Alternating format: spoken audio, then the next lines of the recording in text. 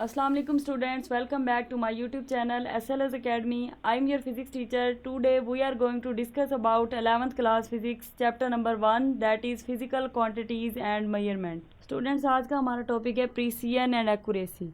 तो ये जो टॉपिक है इसमें थोड़ा सा बच्चे कंफ्यूज हो जाते हैं, इसलिए आज इसे ज़रा गौर से समझिएगा ताकि आपका कंसेप्ट क्लियर हो जाए। सबसे पहले हम एक्यूरेसी को देखते हैं।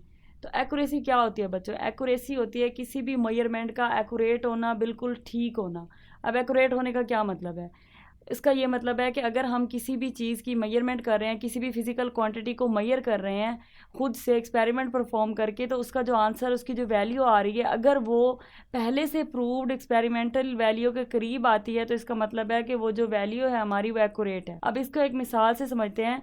फॉर एग्जांपल हम ग्रेविटी की वैल्यू मेजर कर रहे हैं, तो जी आप लोग को पता है कि 9.8 मीटर पर सेकंड स्क्वायर होती है इसकी एग्जैक्ट वैल्यू, जो कि हम पहले ही एक्सपेरिमेंट से प्रूव कर चुके हैं, हमें साइंटिस्ट ने प्रूव करके बता दी है। अब हम खुद से ग्रेविटी की वैल्यू मेजर करने लगे हैं एक एक्सपेरिमेंट के जरिए। तो क्या होता है, जब हम वैल्यू मेजर करते हैं तो हमारी जो वैल्यू है अगर वो एग्जैक्ट 9.8 नहीं भी आती तो 9.8 के करीब 9.7, 9.6 या 9.9 इस तरह से आ जाती है।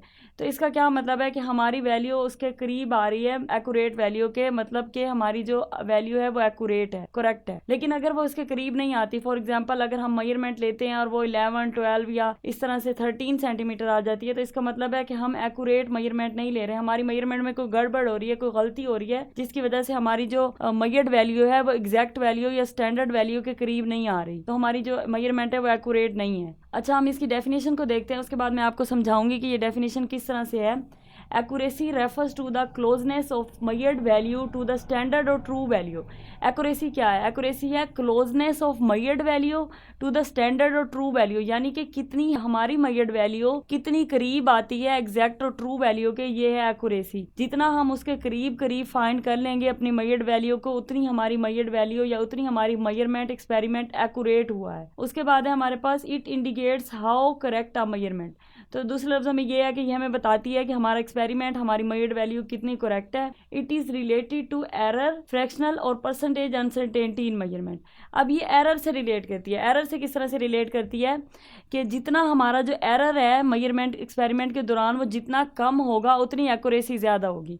अब इस बात को समझते हैं कि जैसे हम जी की वैल्यू फाइंड कर रहे थे, तो उसको फाइंड करने के लिए जो भी एक्सपेरिमेंट हमने परफॉर्म किया उसमें जितने भी एरर्स कम होंगे, एरर्स कौन से हो सकते हैं? एरर्स होते हैं हमारे पास ह्यूमन एरर होता है, एक सिस्टमेटिक एरर होता है, हमारा इंस्ट्रूमेंट के अंदर एरर आ रहा होता है, या फिर हमारा वो इन्वायरमेंट का एरर आ रहा होता है, किसी भी चीज़ का एरर हो सकता है। तो ये वाले जो एरर हैं ये जितने कम होंगे, जितने हम एरर्स को अपनी मेजरमेंट में से रिड्यूस कर देंगे, उतनी हमारी जो मेजरमेंट है, जो वैल्यू है, जो आंसर है वो उतना एक्यूरेट होता जाएगा। तो जितना एरर डिक्रीज हो रहा है एक्यूरेसी उतनी इंक्रीज हो रही है। तो अब एक्यूरेसी का जो डायरेक्ट ताल्लुक है ना वो एरर के साथ है, वो उसके इन्वर्सली प्रोपोर्शनल है। It is related to error, fractional और परसेंटेज अनसर्टेनिटी इन मेजरमेंट। अब एक्यूरेसी और एरर क्या है? आपस में इन्वर्सली प्रोपोर्शनल है, यानी कि एक्यूरेसी तब ज़्यादा होती है जब एरर हमारा कम हो।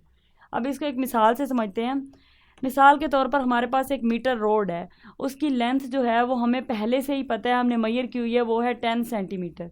ठीक है, उसके बाद हम डिफरेंट इंस्ट्रूमेंट यूज़ करके, ये हमें पहले बताई हुई है कि ये 10 सेंटीमीटर है, ये इसकी स्टैंडर्ड या ट्रू या फिर आप कह सकते हैं एग्जैक्ट वैल्यू है। अब हम खुद से एक एक्सपेरिमेंट करने लगे हैं। हम 3 डिफरेंट स्टूडेंट्स को कहते हैं कि आप इस रोड की वैल्यू मेजर करके आएँ। तो अब वो जो डिफरेंट स्टूडेंट है यहाँ पर मैंने लिए, एक है अली, एक है अहमद, एक है हारिस। वो तीनों जो है ना वो जाकर इस रोड की वैल्यू मेजर करेंगे, रोड की लेंथ की वैल्यू मेजर करेंगे और देखते हैं कब उनके आंसर्स क्या आते हैं। तो अली ने जो वैल्यू मेजर की है उसका आंसर आया है 9.9 सेंटीमीटर। ठीक है, उसके बाद अहमद ने जो वैल्यू मेजर की है वो है 7.9 सेंटीमीटर। हारिस ने जो की है वो है 8.9 सेंटीमीटर। अब ये 3 वैल्यूज़ उन्होंने मीटर रोड की लेंथ को मेजर करके आंसर बताए हैं। अब इनमें से अगर आप देखें तो कौन सी वैल्यू सबसे ज़्यादा करीब है हमारी एग्जैक्ट या ट्रू वैल्यू के? तो जो अली की वैल्यू है वो सबसे ज़्यादा करीब है, वो है 9.9 सेंटीमीटर, क्योंकि अहमद ने जो वैल्यू बताई है 7.9 वो बहुत कम है उससे, 8.9 ये भी कम है, लेकिन 9.9 जो है वो सबसे ज़्यादा करीब है हमारी एक्यूरेट वैल्यू के। तो इसका मतलब है इन तीनों स्टूडेंट्स में से जो ये वाला स्टूडेंट है इसकी सबसे ज़्यादा एक्यूरेट वैल्यू आई है। तो जिस तरह से हमने डेफिनेशन में कहा था कि एक्यूरेसी का मतलब है कि हमारी मेजर्ड वैल्यू जितनी ज़्यादा करीब होगी एक्यूरेट और एग्जैक्ट वैल्यू के, हमारी मेजरमेंट उतनी ही एक्यूरेट होगी। तो जैसे डेफिनेशन दोबारा देख लेते हैं, accuracy refers to the closeness of measured value to the standard और ट्रू वैल्यू, तो जो एग्जैक्ट वैल्यू है उसके सबसे ज़्यादा करीब किसकी आई है, स्टूडेंट की आई है, तो इसने सबसे ज़्यादा एक्यूरेट मेजरमेंट की है। इसके बाद हमारे पास आ जाता है प्रीसियन की डेफिनेशन पहले रीड कर देती हूँ मैं, फिर मैं आपको समझाऊंगी कि प्रीसियन क्या होती है। It refers to the closeness of measured values to each other. अब अगर एक एक्सपेरिमेंट आप कर रहे हैं और उसे मल्टीपल टाइम रिपीट कर रहे हैं, जैसे फॉर एग्जांपल हम जी के एक्सपेरिमेंट की ग्रेविटेशनल एक्सेलरेशन की बात कर रहे थे, तो वो एक्सपेरिमेंट अगर हमने 2-3 दफ़ा रिपीट किया है तो उसमें क्या होगा, हमारे पास 2-3 रिजल्ट आएंगे ना। जितनी दफ़ा एक्सपेरिमेंट रिपीट हुआ है हर दफ़ा हमारे पास एक कोई ना कोई रिजल्ट आएगा। तो वो जो रिजल्ट्स आ रहे हैं, फॉर एग्जाम्पल 3 दफ़ा ही हमने एक्सपेरिमेंट किया है, तो वो जो 3 आंसर या 3 रिजल्ट्स आए हैं वो आपस में एक दूसरे से कितने क्लोज हैं, ये प्रीसियन है। जितने ज़्यादा क्लोज होंगे इसका मतलब हमारा जो फाइनल रिजल्ट है जो उनको एवरेज लेने के बाद आएगा, क्योंकि हम एक एक्सपेरिमेंट जब 3 दफ़ा परफॉर्म करेंगे तो फिर क्या करेंगे, उन तीनों को ऐड करेंगे और 3 पे डिवाइड कर देंगे और उसके बाद जो आंसर आएगा वो हमारा फाइनल एक्सपेरिमेंट का आंसर होगा। तो इसका मतलब है कि जितने ज़्यादा वो आपस में क्लोज आते हैं वो तीनों रिजल्ट्स, उतनी ज़्यादा हमारी मेजरमेंट, उतना ज़्यादा हमारा एक्सपेरिमेंट प्रीसाइज होगा। तो ये जो प्रीसियन और एक्यूरेसी हैं ये बिल्कुल डिफरेंट कंसेप्ट है, इनको बिल्कुल आपस में आपने रिलेट नहीं करना। अक्सर ऐसे होता है कि बच्चे कंफ्यूज हो जाते हैं। अगर हम पूछें कि ये वैल्यू प्रीसाइज है या एक्यूरेट है तो बच्चों को लगता है कि प्रीसाइज और एक्यूरेट होने का क्या मतलब है, ये प्रीसाइज भी है और एक्यूरेट भी, यानी उनको लगता है कि एक्यूरेसी और प्रीसियन एक ही चीज़ है। तो आपने इसमें कन्फ्यूज नहीं होना कि बिल्कुल डिफरेंट चीज़ें हैं, इनका आपस में कोई लिंक नहीं है, बिल्कुल भी लिंक नहीं है, ये दोनों डिफरेंट कंसेप्ट हैं। प्रीसियन जो है वो हमें बताती है कि कितनी ज़्यादा हमारी जो वैल्यू है वो बार बार रिपीट हो रही है, यानी हम एक दफ़ा जी की वैल्यू ले रहे हैं, एक दफ़ा 9.7 आ रही है, अगली दफ़ा लेते हैं वो 9.6 आ जाती है, अगली दफ़ा लेते हैं तो वो 9.8 आ जाती है। तो ये तीनों वैल्यूज़ जो हैं वो आपस में एक दूसरे के करीब करीब आई हैं, इसका मतलब हमारी मेजरमेंट करीब आ रही है तो प्रीसाइज है। लेकिन अगर हम एक्सपेरिमेंट एक ही दफ़ा परफॉर्म कर रहे हैं और उसे ट्रू वैल्यू के साथ आपस में कंपेयर कर रहे हैं और वो उसके क्लोज आ रही है, तो इसका मतलब है कि वैल्यू एक्यूरेट है। तो इसमें नेक्स्ट चीज़ आ जाती है, it is associated with least count और absolute uncertainty of measuring instrument. तो ये जो है ना ये किस चीज़ पे डिपेंड कर रही है, प्रीसियन लीस्ट काउंट ऑफ इंस्ट्रूमेंट पे। अब लीस्ट काउंट क्या होता है, लीस्ट काउंट हमारे पास होता है the least count of an instrument is the smallest value it can measure accurately. वो छोटी सी छोटी वैल्यू जो एक इंस्ट्रूमेंट मेजर कर सकता है। अब एक हमारे पास जो इंस्ट्रूमेंट सिंपली हम लेते हैं वो क्या होता है, एक होता है मीटर रूल, वर्नियर कैलिपर और स्क्रू गेज। तो मीटर रूल का क्या लीस्ट काउंट होता है 0.1 सेंटीमीटर, यानी कि ये 0.1 यानी पॉइंट के बाद 1 डेसिमल पॉइंट तक ये हमें एक्यूरेट वैल्यू दे सकता है, या 1 पॉइंट तक हमें ये वैल्यू देता है। उसके बाद है वर्नियर कैलिपर। वर्नियर कैलिपर क्या करता है, उससे ज़्यादा प्रीसाइज मेजरमेंट देता है, यानी कि वो 2 पॉइंट्स तक दे देता है, डेसिमल के बाद 2 पॉइंट्स तक ये हमारे पास प्रीसाइज वैल्यू देता है। स्क्रू गेज क्या है, स्क्रू गेज मोर प्रीसाइज है क्योंकि ये डेसिमल के बाद 3 डेसिमल प्लेसेस तक हमें वैल्यू दे रहा है। तो स्क्रू गेज क्या हुआ, सबसे ज़्यादा प्रीसाइज हुआ। तो अब क्या है, प्रीसियन हमारी least count of measuring instrument पर डिपेंड कर रही है, यानी कि जितना लीस्ट काउंट ज़्यादा होगा उतनी प्रीसियन कम होगी। क्यों कम होगी, क्योंकि अगर किसी चीज़ का लीस्ट काउंट ज़्यादा है 0.1 सेंटीमीटर है तो ये सिर्फ पॉइंट के बाद 1 डेसिमल प्लेस तक वैल्यू दे रहा है, इसलिए इसकी प्रीसियन बहुत कम है। क्योंकि हमने कहा कि प्रीसियन का मतलब है जितनी पॉइंट के बाद ज़्यादा वैल्यूज़ आ रही हैं, तो सबसे ज़्यादा पॉइंट के बाद किसकी वैल्यू आ रही हैं 0.001 सेंटीमीटर। यहाँ पर पॉइंट के बाद 3 डेसिमल प्लेसेस तक मेजर्ड वैल्यू आएगी। इसका मतलब है जो स्क्रू गेज है वो हमारे पास सबसे ज़्यादा प्रीसाइज वैल्यू दे रहा है और इसका जो लीस्ट काउंट है वो सबसे कम है। सही है बच्चों। नेक्स्ट हम एग्जांपल देख लेते हैं, और मीटर रोड के एग्जांपल यहाँ पर लिया है, वही हमारे पास 10 सेंटीमीटर इसकी एग्जैक्ट और ट्रू वैल्यू है। अब यहाँ पर हमने जो एक्सपेरिमेंट परफॉर्म किया है वो इस तरह से है कि हमने इस मीटर रोड की ही लेंथ को डिफरेंट इंस्ट्रूमेंट से मेजर करके देखा है कि हम चेक करते हैं कि कौन इसकी ज़्यादा प्रीसाइज वैल्यू देता है। तो जब हमने इसे मीटर रूल से मेजर किया तो इसका जो आंसर है वो आया 9.1 सेंटीमीटर। 9.1 इसलिए आया क्योंकि ये पॉइंट के बाद सिर्फ 1 डेसिमल प्लेस तक वैल्यू देता है, इसलिए इसका आंसर पॉइंट के बाद 1 यानी 9.1 सेंटीमीटर आया। नेक्स्ट जब वर्नियर कैलिपर से परफॉर्म किया तो वो क्योंकि पॉइंट के बाद 2 डेसिमल प्लेसेस तक वैल्यू देता है, इसलिए इसका आंसर आया 9.10 सेंटीमीटर। फिर हमने स्क्रू गेज के साथ यही एक्सपेरिमेंट परफॉर्म किया, वो पॉइंट के बाद 3 प्लेसेस तक जाके वैल्यू देता है, तो यहाँ पर हमें क्या वैल्यू मिली पॉइंट के बाद 3 प्लेसेस तक। तो अब क्या हुआ, सबसे ज़्यादा प्रीसाइज वैल्यू कौन सी है, सबसे ज़्यादा प्रीसाइज वैल्यू ये वाली है हमारे पास, क्योंकि ये पॉइंट के बाद 3 वैल्यूज़ दे रही है हमें 9.000 सेंटीमीटर। तो अब ये मोर प्रीसाइज्ड वैल्यू हुई।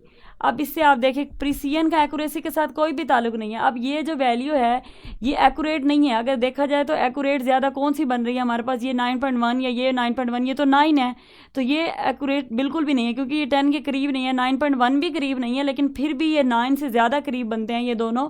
लेकिन उसके बाद भी हमने कहा कि ये प्रीसाइज नहीं है ये दोनों। अगर ये एक्यूरेट हैं भी तभी ये प्रीसाइज कौन सा है, जो ज़्यादा पॉइंट्स के बाद वैल्यू दे रहा है। इसका मतलब है प्रिसिजन और एक्यूरेसी का आपस में कोई ताल्लुक नहीं है। इसलिए सबसे पहले तो आप अपने माइंड से ये बात बिल्कुल निकाल दें कि प्रिसिजन और एक्यूरेसी एक ही चीज़ है या वो किसी भी तरीके से इंटरचेंजेबल है, वो बिल्कुल भी एक जैसे नहीं है।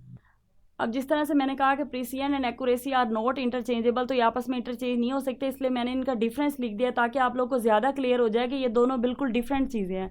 जब आप ये पॉइंट्स पढ़ेंगे, इनको समझेंगे, तो आपको समझ आ जाएगी कि ये बिल्कुल भी एक जैसा कंसेप्ट नहीं है। इसलिए मैं बार बार कह रही हूँ ये बिल्कुल अलग चीज़ें हैं, इनको जहन में अलग अलग रखें। प्रीसाइज मेजरमेंट होने का मतलब ये नहीं है कि वो एक्यूरेट होगी, और किसी भी एक्यूरेट मेजरमेंट का मतलब ये नहीं है कि वो प्रीसाइज भी होगी।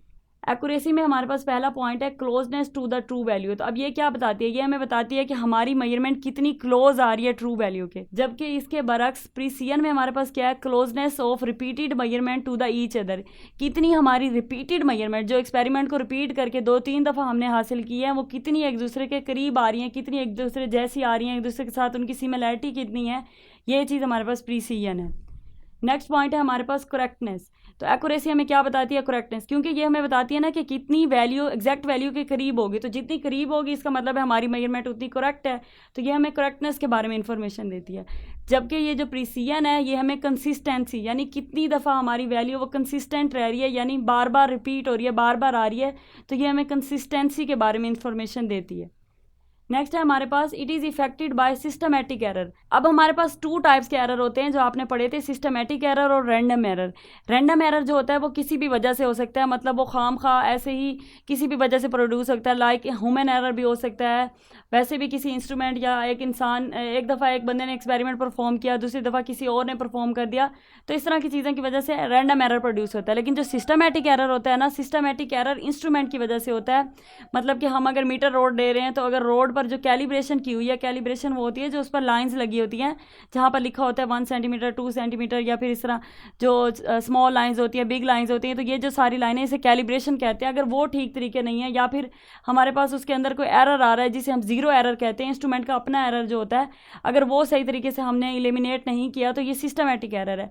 तो अब क्या एक्यूरेसी किससे इफेक्ट होती है, सिस्टमेटिक एरर से, यानी वो एरर जो इंस्ट्रूमेंट की वजह से होगा। अब इंस्ट्रूमेंट की वजह से एरर से इसलिए ये इफेक्ट होती है क्योंकि इसे हम एक ही दफ़ा इंस्ट्रूमेंट से ले रहे होते हैं, तो इससे इस बात से फ़र्क नहीं पड़ता कि मतलब एक ही दफ़ा एक ही बंदा कर रहा होगा ना, तो अब इससे ये फ़र्क नहीं पड़ता कि बंदा चेंज हो रहा है ये वो, क्योंकि इसमें तो ऐसा कोई है ही, इसमें एक ही दफ़ा एक्सपेरिमेंट परफॉर्म हो रहा है और एक ही वैल्यू आ रही है और उसे बस हम कंपेयर कर रहे हैं एग्जैक्ट वैल्यू के साथ। तो इसमें तो इस तरह का कोई ह्यूमन एरर आ ही नहीं सकता, क्योंकि एक दफ़ा जो एक काम हुआ है वो ठीक ही होगा। आप बार बार करेंगे तो बार बार हो सकता है कि पहली दफ़ा फोकस ज़्यादा हो, अगली दफ़ा कम हो, उससे अगली दफ़ा और कम हो, या फिर इन्वायरमेंट वगैरह कंडीशन वगैरह चेंज हो गई हो जिसकी वजह से रैंडम एरर आ जाए। इसमें हमारे पास it is affected by random error. अब ये जो है प्रिसिजन, ये रैंडम एरर की वजह से इफेक्ट हो सकती है, क्योंकि इसमें हम रिपीट कर रहे होते हैं मेजरमेंट को, बार बार एक्सपेरिमेंट को बार बार परफॉर्म कर रहे होते हैं, तो इसमें हो सकता है पहली दफ़ा फोकस्ड हो गया, एक्सपेरिमेंट परफॉर्म किया हो गया, और नेक्स्ट टाइम किसी और बंदे ने किया हो तो उसने किसी और एंगल से किया हो या किसी और तरह से मेजरमेंट ली हो, तो इसकी वजह से इसमें गड़बड़ हो सकती है। नेक्स्ट है हमारे पास difference from the true value. तो अब एक्यूरेसी हमें किस चीज़ की इन्फॉर्मेशन देती है, एरर की इन्फॉर्मेशन भी देती है। यानी एरर क्या होता है, एरर होता है difference between measured value and accurate value. तो कितना डिफरेंस आया हमारा ट्रू वैल्यू से, यानी कितना एरर है, एक्यूरेसी उसके बारे में बताती है। जाहिर सी बात है जितनी कोई वैल्यू एक्यूरेट होगी उतना उसमें एरर कम होगा। तो जब हमें ये पता चल जाता है कि हमारी वैल्यू बहुत ज़्यादा एक्यूरेट है, इसका मतलब एरर बहुत कम है। अगर एक्यूरेसी बहुत कम आ रही है, इसका मतलब एरर बहुत ज़्यादा है। तो ये एक दूसरे के इन्वर्सली प्रोपोर्शनल है। इसके बरक्स इसमें आता है स्टैंडर्ड डेविएशन और वेरिएंस। लेकिन जो प्रिसिजन है वो हमें किस चीज़ की इन्फॉर्मेशन देती है, स्टैंडर्ड डेविएशन। अब डेविएशन क्या होता है, डेविएशन होता है किसी भी चीज़ का अपनी पहले वाली पोजीशन से डेविएट कर जाना। यानी अगर कोई एक मेजरमेंट आ रही है 9.7, उसके बाद फिर भी 9.7 आई है, और जब तीसरी दफ़ा हमने एक्सपेरिमेंट परफॉर्म किया तो वो 9.6 या 5 हो गई या 9.8 हो गई, तो 9.7 से डेविएट कर गई वैल्यू, यानी कि पहले वो 7 थी, अब वो कॉन्स्टेंटली 7 आ रही है, लेकिन थर्ड टाइम हमने जब किया तो वो 5, 6 या 8 हो गई, यानी डेविएट कर गई अपनी ओरिजिनल वैल्यू से। इसका मतलब है चेंज होगी, मुड़ गई, अपनी ओरिजिनल वैल्यू से चेंज हो गई, हट गई। तो इसका मतलब है कि ये स्टैंडर्ड डेविएशन के बारे में भी इंफॉर्मेशन देता है। या वेरिएंस भी वही होता है, चीज़ का वेरी करना, यानी हमारी जो मेजरमेंट्स आ रही हैं वो कितना वेरी कर रही हैं एक दूसरे से, कितनी क्लोज हैं या कितना एक दूसरे से बदल के आ रही हैं, तो ये हमें प्रीसिजन बताती है। उसके बाद इम्प्रूव, अब इनको हम इम्प्रूव कैसे कर सकते हैं, यानी हम अपनी वैल्यू को कैसे मोर एक्यूरेट बना सकते हैं और कैसे मोर प्रिसाइज बना सकते हैं। तो उसके लिए ये है कि it is improved by calibration. जैसे मैंने आपको बताया कि कैलिब्रेशन होता है इंस्ट्रूमेंट के ऊपर, जो भी हमारे पास वो लाइंस लगी होती हैं जो हमें वैल्यू बता रही होती हैं 1 सेंटीमीटर 1 मिलीमीटर या जिस भी इंस्ट्रूमेंट की होंगी, तो उसके लिए अलग अलग डिफरेंट वैल्यूज़ होंगी, तो उनके बारे में जो बता रहा होता है, अगर वो कैलिब्रेशन ठीक हो जाए हमारे पास, यानी कि दूसरे लफ्ज़ों में ये है कि अगर इंस्ट्रूमेंट में ज़ीरो एरर ना हो, इंस्ट्रूमेंट बिल्कुल परफेक्ट हो, ठीक हो, हमने चेक कर लिया हो, अच्छा हो, आइडियल इंस्ट्रूमेंट हो, तो उसके साथ जो हम मेजरमेंट लेंगे वो हमारी एक्यूरेट मेजरमेंट होगी। उसके बरक्स जो ये है प्रीसिजन, ये इंप्रूव होता है एक्सपीरियंस से। जितना आपको एक्सपीरियंस होगा कि एक्सपेरिमेंट का, जाहिर सी बात है एक जो साइंटिस्ट है वो हमसे ज़्यादा एक्सपीरियंस्ड होता है। अगर एक आम इंसान जाके एक एक्सपेरिमेंट परफॉर्म करेगा, जिस तरह से हमने जी की वैल्यू की एग्जांपल ली थी, तो जी की वैल्यू अगर हम फाइंड कर रहे हैं तो जाहिर सी बात है कि उसके अंदर गलतियां होने के ज़्यादा चांसेस है। लेकिन अगर वो एक साइंटिस्ट करेगा, एक एक्सपीरियंस बंदा करेगा, तो वो अच्छा प्रीसाइज वैल्यू करेगा, क्योंकि वो बार बार जब एक्सपेरिमेंट परफॉर्म कर रहा होगा तो वो कोशिश करेगा कि कंडीशन ज़्यादा चेंज ना हो, ताकि वो उसकी जो वैल्यू है वो ज़्यादा से ज़्यादा प्रीसाइज आए। आपकी बुक में एक एग्जांपल दी हुई है, तो इसको मजीद कंसेप्ट को अच्छे तरीके से समझने के लिए इस आखिरी एग्जांपल को देख लेते हैं। इंशाल्लाह इसके बाद आप लोग को ये कंसेप्ट बिल्कुल क्लियर हो जाएगा। तो ये जो एग्जांपल है ये इस तरह से है कि हम जो तीर से या एरो से निशाने लगाते हैं किसी भी चीज़ के ऊपर, ये हमने एक अपना सेट कर लिया है टारगेट, ये हमारे पास टारगेट है, और ये हमारे पास बाहर का सर्कल है जो उसकी बाउंड्री है। इस तरह से यहाँ पर भी ये 4 सर्कल्स बनाए हुए हैं मैंने। तो इस पर जब अगर कोई भी हमारे पास स्टूडेंट जाकर एरो फॉल कराएगा, और अगर वो 4 दफ़ा एरो फॉल करता है और वो चारों दफ़ा बुल्स आए, यानी कि इसके सेंटर पे जाके जो हमारा टारगेट है उसको जाकर हिट करता है, तो इसका मतलब है कि हमने जो ट्रू वैल्यू जहाँ पर टारगेट सेट किया था, जो हमारा ट्रू और स्टैंडर्ड पॉइंट था, उसको कितना अचीव कर लिया, बहुत ज़्यादा अचीव कर लिया। यानी एग्जैक्टली वो उसके ऊपर जाकर उसी के ऊपर तकरीबन सारी जो हमारे एरोज़ हैं वो उसी के ऊपर जाकर हिट किए हैं। तो इसका मतलब है कि ये जो है ये एक्यूरेट आया है हमारे पास, और उसके साथ है ये प्रीसाइज भी है। अब ये प्रीसाइज क्यों है, क्योंकि ये जो वैल्यूज़ हैं, ये चारों जो वैल्यूज़ है, अगर आप इनको एज अ वैल्यूज़ लें तो ये चारों एक दूसरे के करीब करीब हैं, यानी चारों हिट्स एक दूसरे के करीब करीब हुए हैं। तो हमने क्या कहा था कि प्रीसिजन क्या होती है, प्रीसिजन होती है अपनी वैल्यूज़ का आपस में क्लोज होना, और एक्यूरेसी क्या होती है टारगेट के क्लोज होना। तो इसमें दोनों काम हो रहे हैं, ये जो हिट्स हैं ये आपस में एक दूसरे के भी करीब हैं और यहाँ टारगेट के भी करीब हैं। तो हमारे पास ए वाली फिगर किस चीज़ को शो कर रही है, प्रीसिजन को भी और एक्यूरेसी को भी, प्रीसाइज भी है और एक्यूरेट भी है। लेकिन अगर हम नेक्स्ट बी पार्ट में देखें तो उसमें क्या है, हमारा टारगेट यहाँ पर है लेकिन एक भी हमारा हिट यहाँ पे नहीं हुआ, एक भी दफ़ा एरो जो है वो यहाँ पर जाके हिट नहीं हुआ। इसका मतलब क्या है, ये एक्यूरेट तो बिल्कुल भी नहीं है ना, क्योंकि टारगेट पे जाके लगा ही नहीं ना, तो अब एक्यूरेट तो हो ही नहीं सकती ये। अगर हम प्रीसिजन को चेक करें तो उसका क्या है कि अब जो हमारे चारों तीर हैं वो एक दूसरे के करीब करीब आए हैं, तो यानी प्रीसाइज है, इसलिए प्रीसाइज है बट नॉट एक्यूरेट। अब सी पार्ट में हमारे पास क्या है, सी पार्ट में इस तरह से है कि ये जहां पर जाके लगे हैं, मतलब कुछ ना कुछ टारगेट पे जाकर एरो फॉल हुआ है, लेकिन जो बाकी एरोज हैं वो बाहर बाहर गिरे हैं, यानी कि ये आपस में एक दूसरे के करीब नहीं है, लेकिन ये एक्यूरेट आए हैं, कुछ ना कुछ एक्यूरेसी आई है, तो नॉट प्रीसाइज बट एक्यूरेट। और अगर हम डी की बात करें तो इसमें क्या हुआ, इसमें ना हमारे पास एक्यूरेसी है ना प्रीसिजन है, मतलब ना ही हमारे पास ये वैल्यूज एक दूसरे के करीब आ रही हैं, ना टारगेट के ऊपर हिट हुई हैं। तो इसका क्या मतलब हुआ कि नेदर प्रीसाइज और नॉर एक्यूरेट। ये था हमारा आज का टॉपिक प्रीसिजन और एक्यूरेसी का। आई होप आपको समझ आ गया होगा। अगर फिर भी आपको कोई कन्फ्यूजन हो तो कमेंट कीजिएगा, हम नेक्स्ट इस पे फिर डिस्कशन कर लेंगे। और आपने ये बात याद रखनी है कि प्रीसिजन और accuracy are totally different concepts, they are not interchangeable. Thank you so much.